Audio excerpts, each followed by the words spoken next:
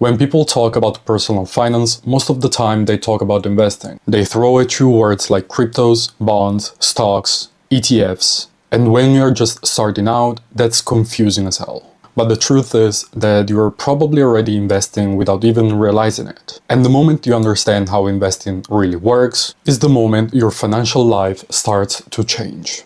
So, what are investments really? Well, most people think that investing is something that just Wall Street guys do while shouting in a phone and wearing a suit.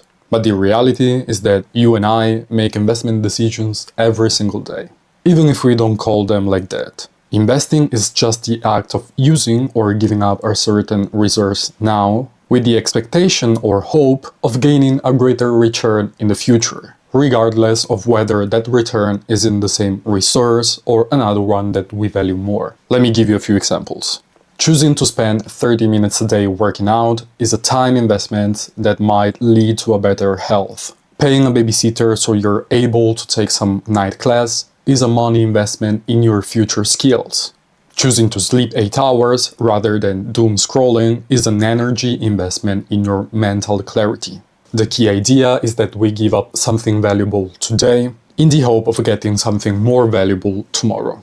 When it comes to personal finance, investing means using some money now in order to have more in the future.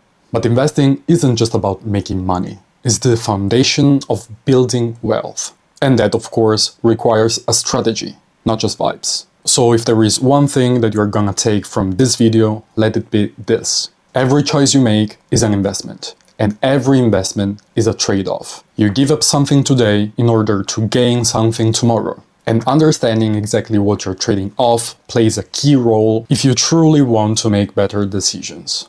So now that we hopefully understand what an investment is, let's explore the different types of investments and let's talk about how to choose the right one. And yes, I said the right one and not the best one for a reason. There is no such thing as a universally best investment. And if someone is trying to sell you that idea, walk away and do it fast. Rental properties, stocks, bonds, well, all these options exist because they balance different needs. What works for me might not work for you. The goal here isn't to find the perfect investment, but it's to find the one that fits your current situation and future expectations. But before we go deeper, there is something very important that you need to understand. Investing should be worth it. If you're giving up part of your hard-earned money now, the return you expect and that you're gonna get has to be meaningful. Let's not kid ourselves. The goal of investing is to make money. Sure, that goal might come with personal motivations, such as life freedom, security, providing for our family, but the core idea is always to build wealth. But let's get back to our framework. Every investment comes down to 3 main things: activity level, risk, and time horizon. Activity level means how much time and effort an investment requires from you. Basically, how active or passive that investment is. And keep in mind, what makes an investment more or less passive isn't the actual asset itself. What makes it active or passive is your approach to it. Let me make you an example with real estate. Buying a house to rent long-term is way more passive than managing an Airbnb. The asset is the same, but the commitment is very different. And the same applies with stocks. If I buy some shares and hold them for 20 years, I'm investing passively. And that's way different than day trading, which, by the way, I don't even really consider investing. Let me also point out that passivity is a spectrum. Even if I buy and hold, I still have to choose what to buy. Then I have to make the transaction, and then I also have to rebalance over time. But yes, on this channel, I will mainly focus about long-term investing. Yes, I know that I plan on becoming an entrepreneur, and starting a business is one of the most active investments imaginable. But when it comes to the stock market, I'm not a trader. And I don't believe most traders succeed because of skill, but that's for another video. I think we can stop with this back and forth now. Okay. So if you're looking for secret strategies or beat the market tactics, you are on the wrong channel. I'm here to show you real, achievable returns that won't make you a billionaire. Let's go back to the video. The second concept is risk. Every investment involves risk. There is just no return without it. And yes, even keeping money on a saving account actually carries risk. First of all, inflation is slowly eating away your purchasing power. But also, your account could be blocked, your bank could fail, many things could happen. I know it sounds scary, but don't worry, because risk isn't necessarily a bad thing. One of the best tools we have against it is diversification, which is spreading your investments across different assets. And don't worry, I will cover it in a future video. The key is to understand your own risk tolerance, based on your age, your goals, and your overall financial situation. The goal here isn't to risk everything you've got. The phrase "only invest what you can afford to lose" is misleading. You're always risking something. Time, opportunity, growth. You just need to figure out what you're willing to risk for the return you want. Third aspect about investments is time horizon. And just like risk, time horizon is crucial. And yes, it's probably one of the most underrated concepts in investing. You can't just plant a tree and expect apples tomorrow. Trees don't grow overnight, and neither does your money. True investing takes time. If you want real gains, you need a long-term horizon. We are talking years, decades. Anything shorter than a couple of years, and that's not investing. That's speculation. And speculation isn't necessarily bad. Buying some crypto or betting on a startup is fine, as long as it's a small part of your portfolio, as long as you understand the risk, and as long as you don't mistake it for a wealth building plan.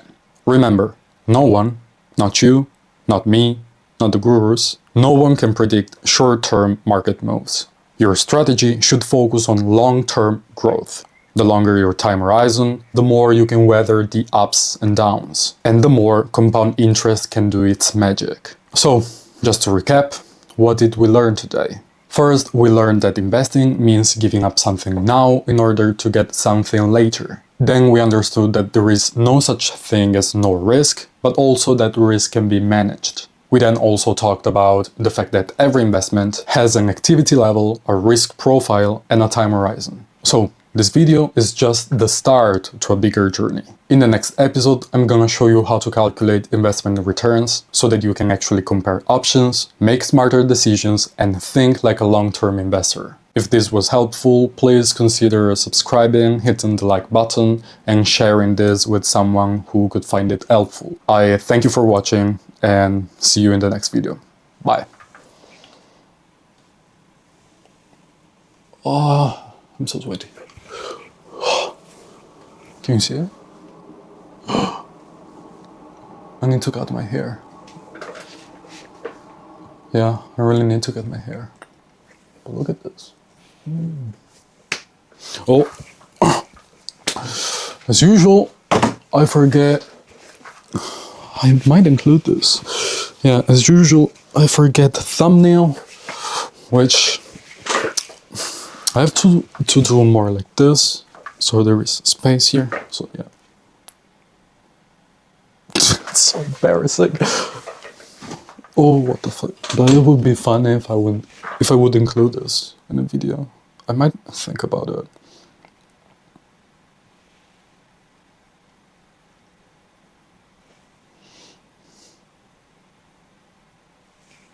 Yeah, I just don't know what the